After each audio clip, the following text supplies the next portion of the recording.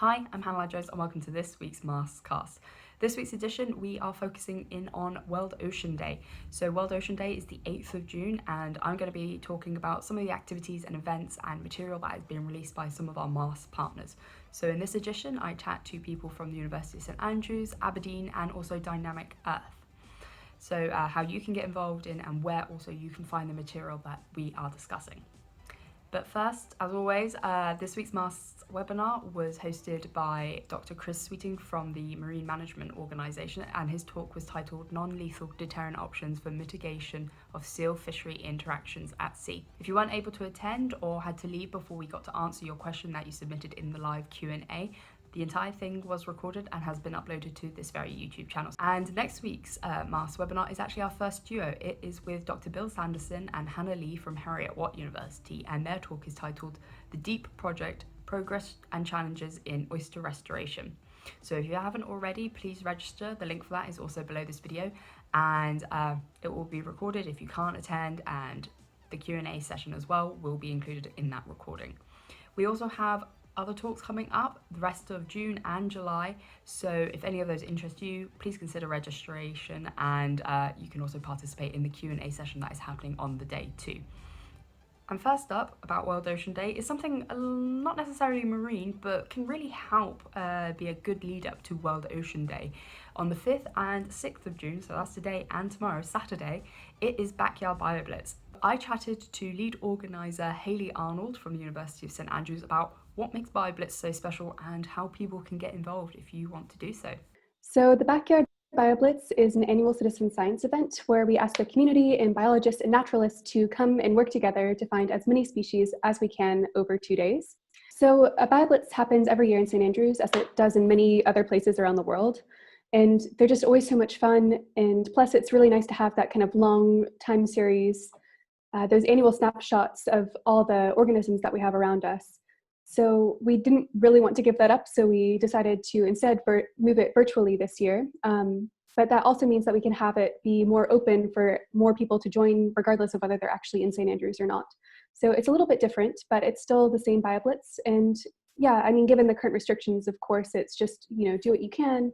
And if it's, a bird out your window, if it's a spider in the cupboard, if, it's a plant in your garden, that's absolutely fine. It's just fun, I think, for all of us to be involved and to take part in it. How do people give the data to you?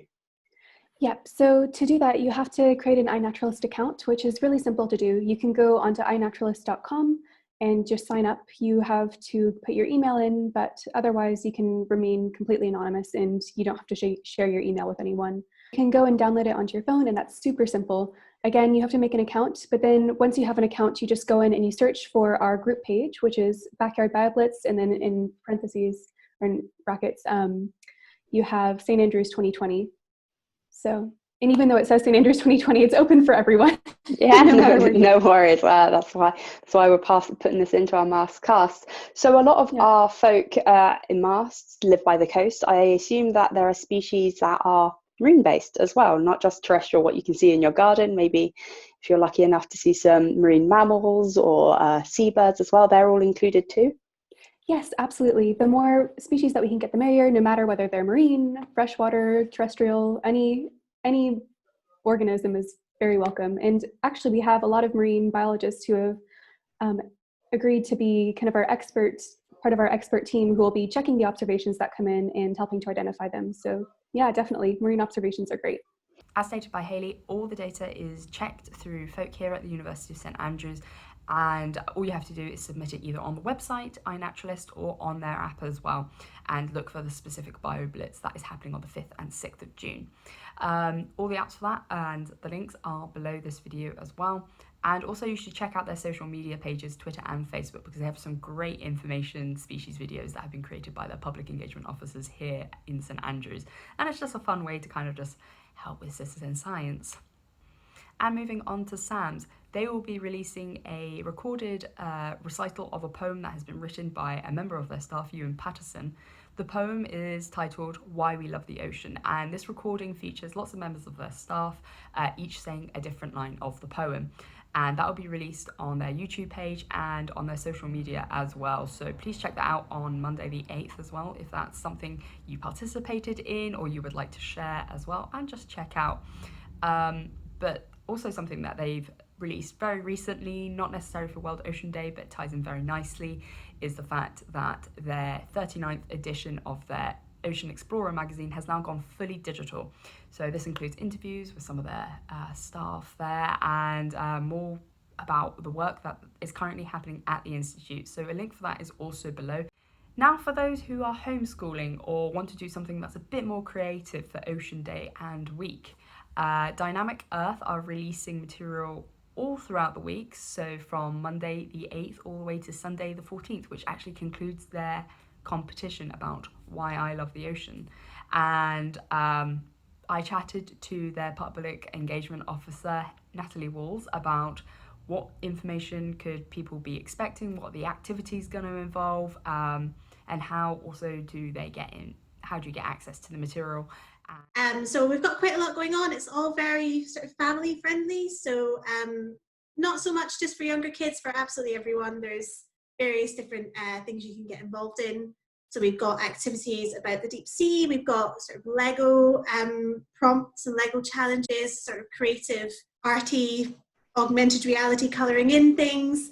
And we've got some more sort of classroom-based activities for anyone who's homeschooling while we're in lockdown. And we're also going to be running a competition as well via all three of our social medias, so Facebook, Instagram and Twitter, where we're inviting people to submit any piece of artwork that explains why the ocean is important to them and why they love it and how they're connected to it. So with artwork, that can be whatever art form is your preference, whether you want to write a poem or write a song or do a dance or make a sculpture or, you know, draw a picture, whatever takes your fancy, and then just tag us on social media and we'll be sharing them. And at the end of the week, we're going to give away a free family visitor pass that will be valid until the end of next year. So whenever we open our doors again, you can come in with your family and visit Dynamic Earth for free, and hopefully do some of the ocean stuff that we'll be doing in person when we open up as well.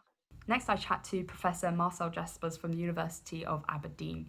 He is a chemist by trade, who is someone who is very passionate about the marine environment, and a recent collaboration with colleagues from Newcastle and Kent University led them to actually produce something called Song of the Oceans, which is where they also did some work with nationally acclaimed poet Dr. Graham Davies and also composer Paul Mealer as well, to produce the Song of the Oceans piece, which was sung by members of Aberdeen University staff.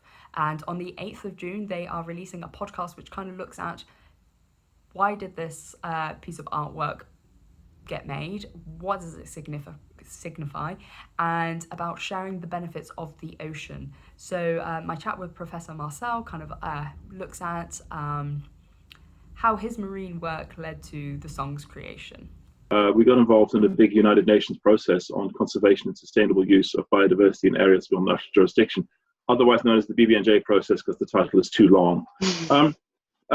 And in that, there is something on marine genetic resources and the question of sharing of benefits. And because we had a scientific background, and I have a colleague called Abby Brown, who is a lawyer who is interested in intellectual property, we got involved in providing advice into the process. And as part of that, what we really wanted to do was bring the message to a larger group of people.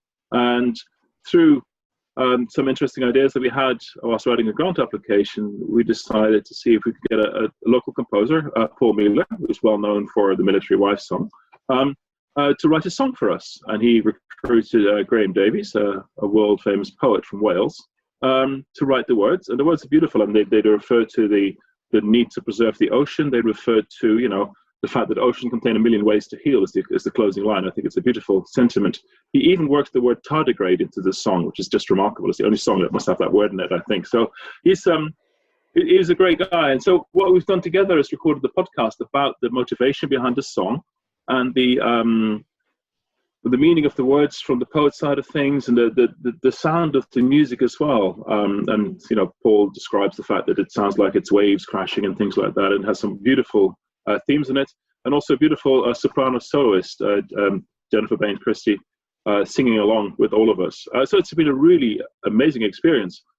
The song was sung by a choir that was trained just in a couple of hours on a Monday afternoon from all over the university. So it was really just people who often had never sung before, but were keen on contributing to this particular project.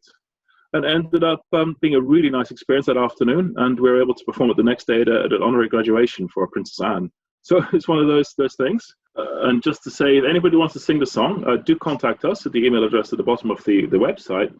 We'll send you the music and you can have a community choir or friends sing it with you. It'd be wonderful to be able to do that.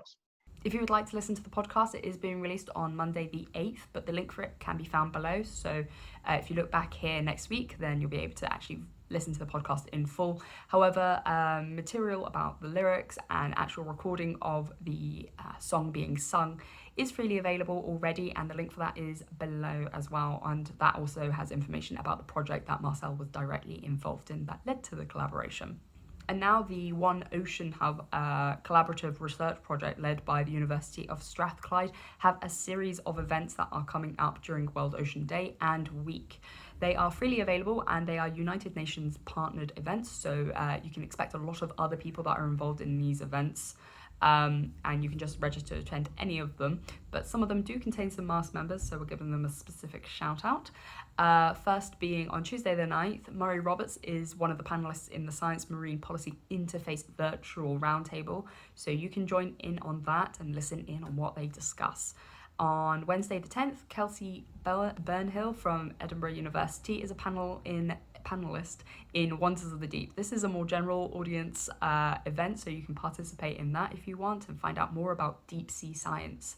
On the same day, Wednesday the 10th, Kelsey is also organising and running with Kirsty McCabe from Plymouth University, Studying the Sea, Accessing Ocean Research Careers. So if you're a PhD student or one of our early career researchers, this might be a session that's of real interest to you.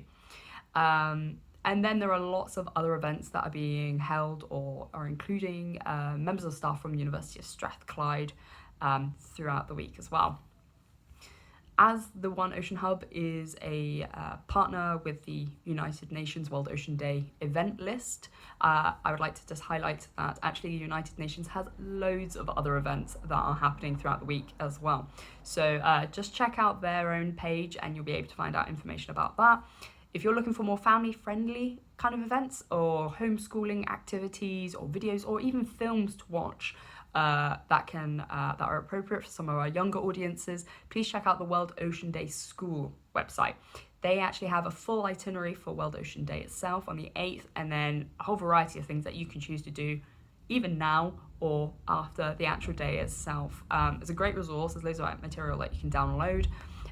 Please use the hashtag World Ocean Day if you're tweeting about this. Tag us in anything that you and your family members are doing specifically for that day. If you're going to your local beach to do a cleanup maybe, or if you're doing some painting, whatever, we'd love to hear about it. Stay in contact and stay safe. That's everything for this week. So see you next week.